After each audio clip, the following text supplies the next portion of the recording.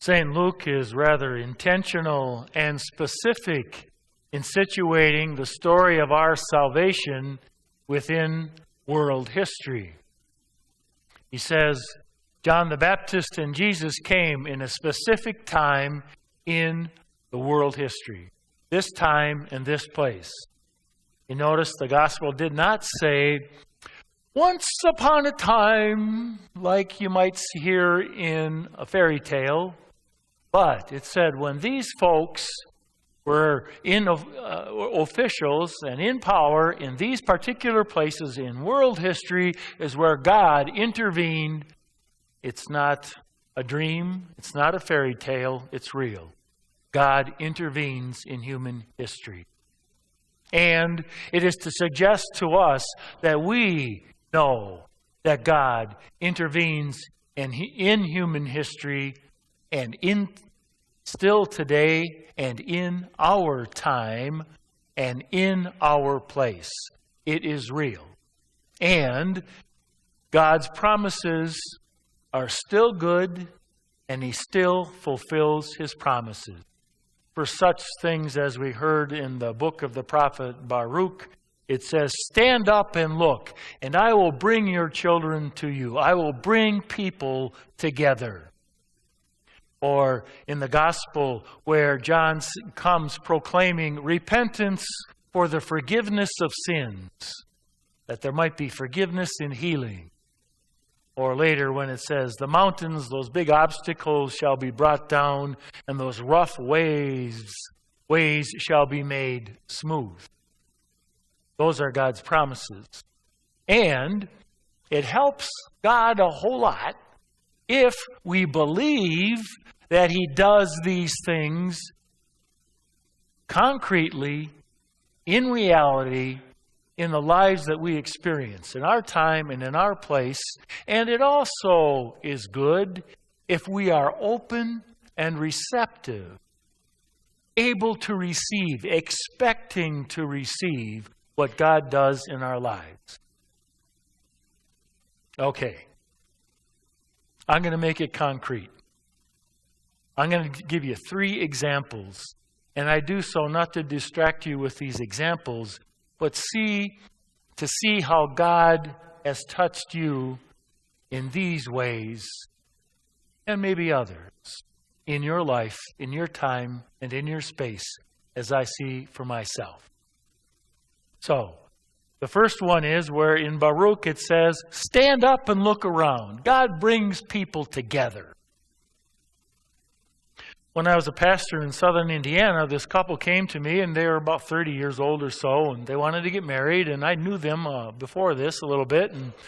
But I asked them, I said, well, tell me your story. How is it that you got together? And they said, well, we graduated from high school together, but we weren't in the same groups. She was in the popular group. Everybody's popular in this group. And he was in the, you better watch out for those guys group. Let's keep an eye on them. And they didn't like each other, and they didn't spend any time together. Well, they all graduated from high school, and they went on their way. She, in particular, got into a rebellious kind of a streak and kind of went and did her own thing and got into a relationship that she wanted to get into, which ended up being a real bad relationship, kind of abusive and all. And so finally she got out of that. And she said, when I got out of that relationship, I started thinking that my way wasn't so good. So I started praying to God. I said, God, my way didn't work out. I'm asking you to lead me to the man that you have for me to marry. So I pray that I might meet who that is. And in this way of prayer, she existed for a couple of years, and then she went to her 10-year high school reunion. And at the 10-year high school reunion, she met her present fiancé again, and they looked at each other because they both had kind of grown up, and were a little different people now. And they decided to start going out.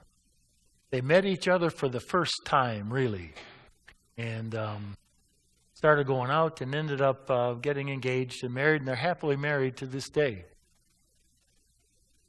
And so for us in our own lives, How has God brought us together with other people? I just wonder if we ask people to tell the stories of how they met their spouse. Would it include something like that? Well, I wasn't going to go to this party, but my friends dragged me along. Or they said, I got somebody for you to meet. And go, oh, yeah, here we go. Or maybe you met your best friend someplace just by accident. But they come together. What a wonderful thing when people come together. God's behind that. He tries to bring people together. Stand up and look. It says, be expectant of that. The second thing is that when John the Baptist comes preaching repentance for the forgiveness of sins, that we might be forgiven and healed. It's a true story that I read about an American World War II veteran who survived the attack at Pearl Harbor.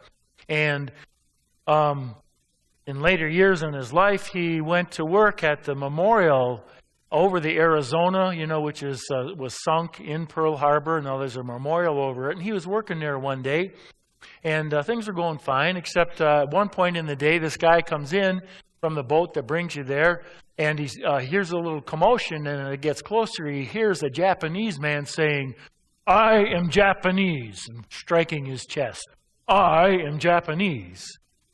And the American veteran thought, okay, here we go. Think there's going to be trouble. But instead of bracing himself for it, he said, I'm just going to let it come to me. I'll receive it. See what happens. The Japanese man walked up to him and put his hand on his shoulder. And he said, I am sorry. Then he put his other hand on his other shoulder and said, I am so very sorry. And then he hugged the man and broke down and wept. And his wife, who had been in a deep bow, came up weeping. And the American veteran wept. And so did the people around him. There wasn't anything, well, you should not have done this, and blaming and all whatever. There was just repentance, forgiveness, and people could see healing going on between two warriors who have been carrying around so many feelings for so many years and now could be healed. How have we experienced forgiveness and healing in our lives? Instead of trying to justify anything, I'm sorry. I forgive you. And be healed. That promise is still for us today.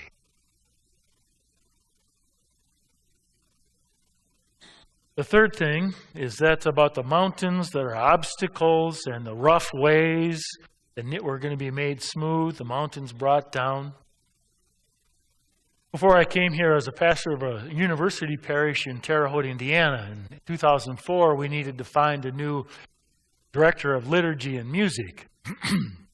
And so we advertised in the Archdiocese newspaper and in the 3-state area. Then we did a couple things nationally and came up with nothing. And I thought, well, this is kind of rough. It's kind of an obstacle for our going forward with our liturgy. We don't have somebody. It's a mountain.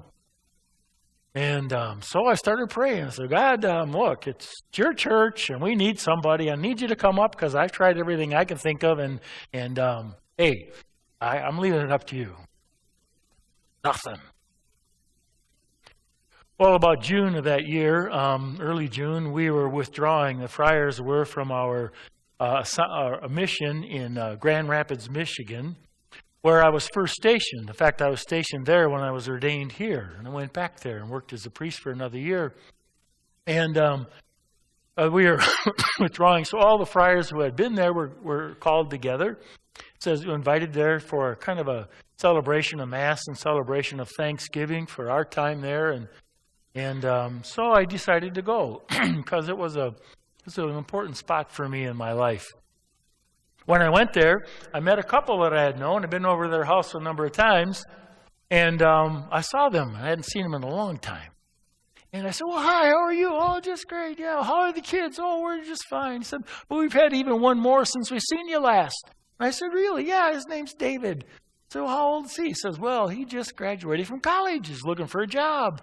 And I said, well, how nice is that? And I was going to go on and ask about their other son, Alan, who I had met when he was a kid and spent a little time with him when he was in the hospital. So I was going to ask about him, but instead I thought, oh, so David's looking for a job, huh? I said, yeah, he is. I said, what was his major? He said, well, music, education.